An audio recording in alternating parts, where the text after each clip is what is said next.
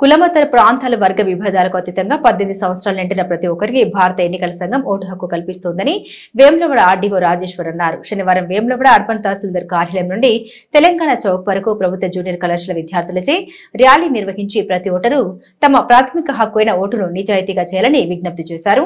ఈ సందర్భంగా ఆర్డీఓ రాజేశ్వర్ మాట్లాడారు.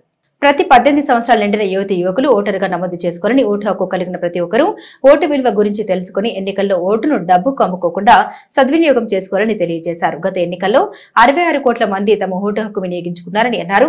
దేశంలో 99 కోట్ల మంది ఓటరుగా నమోదు అయ్యాయని పేర్కొన్నారు. ఎన్నికల్లో ప్రతి ఒక్కరూ స్వేచ్ఛగా తమ ఓటు హక్కు వినియోగించుకోవాలని కోరారు. ఎలాంటి ప్రలోభానికి లోను కావద్దని కోరారు. ప్రపంచంలో అతిపెద్ద ప్రజాస్వామ్య దేశంగా మన దేశం ఉందన్నారు. ఈ కార్యక్రమంలో అర్బన్ తహసీల్దార్ మహేష్ కుమార్, ఆర్ఐ సతీష్, విద్యార్థులు తదితరులు పాల్గొన్నారు. దాదాపుగా మన ఎలక్షన్లో 60 కోట్ల మంది తమ ఓటు హక్కును వినియోగించుకొని తమకు నచ్చినటువంటి మనకు అంటే ఓటు ఎంత విలువైనది, ఈ దేశంలో ఓటు సక్సెస్ అవ్వడానికి ఎంత గొప్పది. ఇక్కడ 1 man 1 vote, 1 vote for 1 value అని చెప్పేసి చెప్పాడు అంబేద్కర్.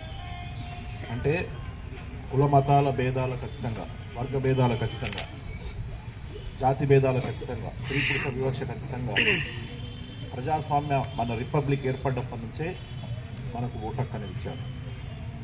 మనం చూసాం, ఎన్నో ఒడిదొడుకులను ఎదుర్కొని పోయిన ఎండాకాలంలో ఎన్నికలు నిర్వహించినప్పుడు ప్రజలు ఉత్సాహంగా ఓటేయడం. అంటే ఈ దేశంలో గత 70 ఏళ్ల నుంచి ప్రజాస్వామ్యం నిలబడుతుందంటే ప్రజలు తమ ఓటు హక్కును ఆయుధంగా వాడుకోవడం. కాబట్టి దాని యొక్క గుర్తుగానే మనం ఈ నేషనల్ ఓటర్స్ డే చేసుకుంటున్నాం. మీరందరూ కూడా రాగల రోజుల్లో ఇదొక ఏం అంటే ప్రతి వాళ్ళం ఓటు నమోదు చేసుకుంటాం. మన చుట్టుపక్కల ఉన్న వారందరినీ కూడా ఓటు నమోదు చేసుకోమని, మరియు ఆ ఓటును స్వేచ్ఛగా, నిర్భయంగా, కుల మత ప్రాంత వర్గ భేదాలకు అతీతంగా ఎటువంటి ప్రలోభాలకు లొంగకుండా వాడుకునే విధంగా ప్రజల్ని చైతన్యవంతం చేస్తారని ఆశిస్తూ సెలవు తీసుకుంటున్నాం. జై హింద్. ప్రజలందరికీ కూడా 15వ ఓటర్ల దినోత్సవ శుభాకాంక్షలు. ఏదైనా ఒక దేశము గణరాజ్యంగా ప్రకటించబడాలి అంటే ఖచ్చితంగా అక్కడ స్వతంత్ర ఎన్నికల సంఘం అనేది ఉండాలి. మరి మనకు 1950 జనవరి 25న ఎన్నికల సంఘాన్ని ఏర్పాటు చేశారు.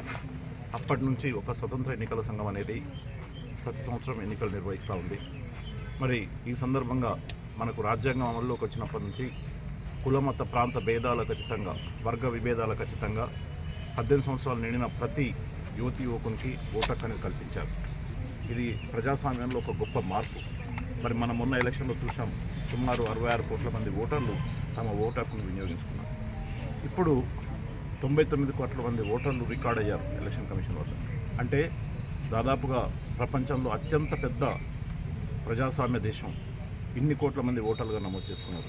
ఇక్కడ ప్రజలందరికీ ఒకటే విజ్ఞప్తి, ఎన్నికల్లో మీ ఓటును స్వేచ్ఛగా వినియోగించుకోండి. కులమత ప్రాంత భేదాల ఖచ్చితంగా మీ ఓటు హక్కును వినియోగించుకోండి. మరియు ఎటువంటి ప్రలోభాలకు లొంగకుండా మీ ఓటు హక్కును వినియోగించుకోండి. యువతి యువకులందరూ కూడా తమ ఓటును తప్పకుండా నమోదు చేసుకోవాలి. వారి బాధ్యత 18 ఇయర్స్ నిండగానే ఓటును నమోదు చేసుకోవాలి. మరియు ఎన్నికలప్పుడు తమ ఓటును స్వేచ్ఛగా, నిర్భయంగా వాడుకోవాలి. మన దేశం గౌరవ్ అంబేద్కర్ గారు ఒక నినాదం ఇచ్చారు, 1 ఓట్ 1 మ్యాన్ 1 ఓట్. ప్రతి మనిషికి ఒక ఓటు హక్కు ఉంటుంది అనేటువంటిది ఈ నినాదం. మరి దీన్ని మనమందరం కూడా నమోదు చేసుకొని స్వేచ్ఛగా ఉపయోగించుకున్నప్పుడే మన యొక్క జాతీయ పోరాట యోధుల యొక్క ఆదర్శాలను మనము తీర్చిన వారిపైతం ఈ దేశం మరింత ప్రోత్సహించడానికి అవకాశం ఉంటుంది. కాబట్టి ప్రజలందరూ తమ ఓటు హక్కును నమోదు చేసుకోవాల్సిందిగా కోరుచున్నాను. ముఖ్యంగా 18 సంవత్సరాలు నిండిన యువతి యువకులు ఖచ్చితంగా తమ ఓటును నమోదయ్యేలా చూసుకోవాల్సిందిగా కోరుచున్నాను. జై హింద్.